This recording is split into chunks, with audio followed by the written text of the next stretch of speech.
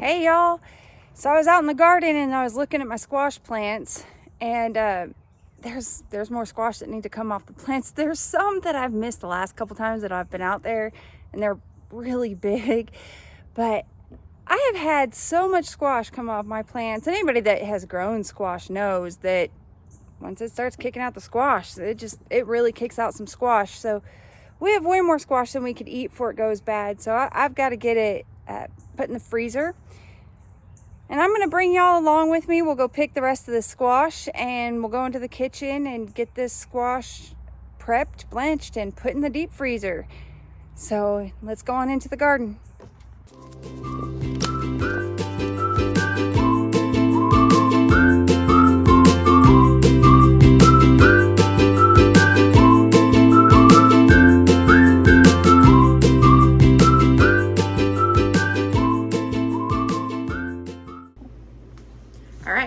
Now that we've gotten our squash out of the garden, we're in the kitchen and we're going to start the process for getting our squash ready for the freezer.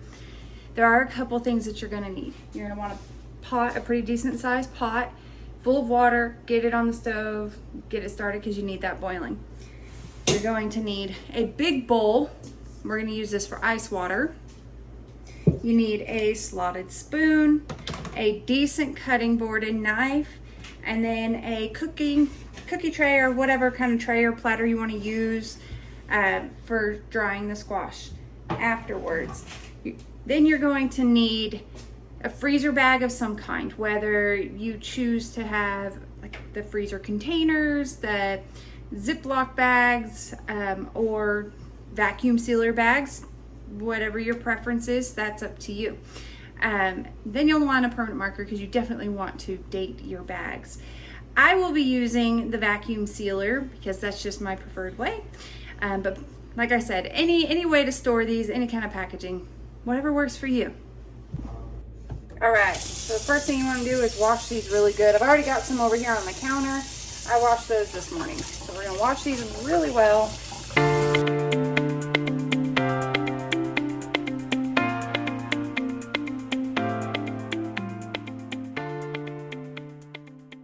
Now this one is huge. I won't preserve this one. The skin's gonna be a lot tougher on this one. So what I'll do is I will actually peel this one, shred it, and use it for zucchini bread. All right, now we've got them washed. We need to cut them, and you're gonna cut them about a 1/4 inch thick.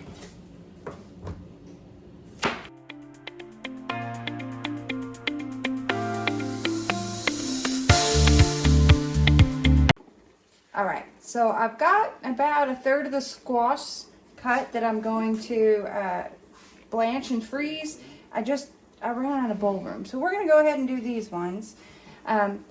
Before you put them in the boiling water, make sure you have your ice water ready to go.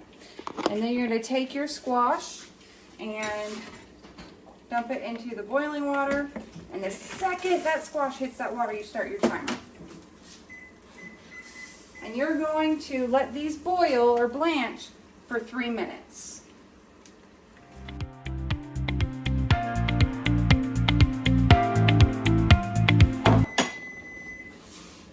right, as soon as that 3 minutes is up, just scoop them out and put them directly into the ice bath. This cold shocks them and stops them from cooking.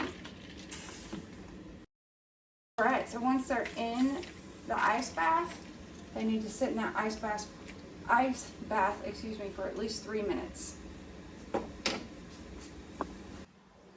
Okay, now that our squash is sat in its ice bath for 3 minutes, we will transfer it onto our cookie tray with paper towels to kind of let it dry a little bit. When you do this, kind of spread it out. All right, so I've got my squash blanched and we're gonna go ahead and get them in the bags that I'm going to store mine in. Like I said, I'm using a vacuum sealer. You don't have to use a vacuum sealer. You can use freezer bags or freezer containers or whatever you want to use. It's just fine. If you're using the vacuum sealer, you should get your bag. I label mine before I put my squash in here.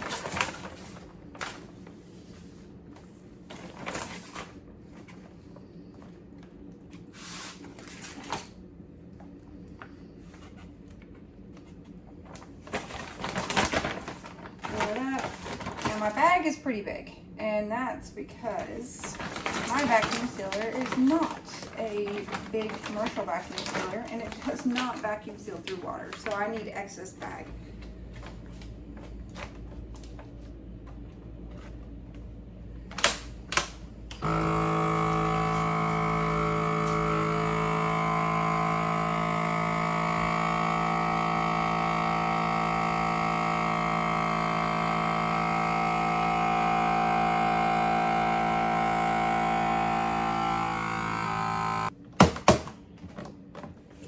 And there you go, you've got this. I like to lay mine as flat as possible, and I'll stick this in the deep freezer, and it will be good like this in the deep freezer for a year. So if you like this video and want to learn more, make sure to hit that like and subscribe button, and I'll see you next time.